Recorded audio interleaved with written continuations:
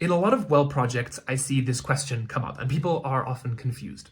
And that is, do I need to measure all of the parameters within the air quality concept within feature A01, so that's particulates, CO2, TVOC, carbon monoxide, ozone, all of these pollutants, do I need to test them every year, or do I only need to test them at initial certification? And the answer is a little bit tricky and maybe somewhat counterintuitive. The answer is yes, you do need to measure all of these things, and yes, you need to submit data every single year, not just at certification.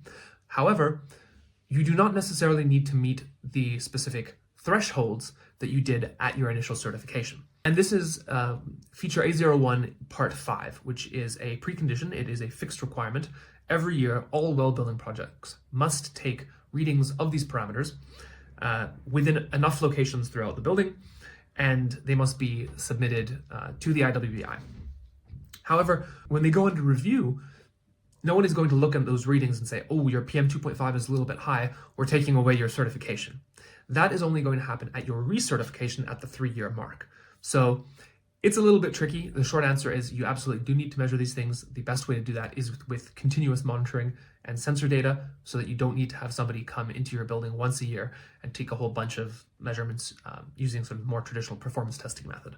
Hopefully you pass, hopefully everything is green and your building is still healthy. If it's not, this is an opportunity to improve it, but you will not immediately lose your certification if you don't meet those thresholds.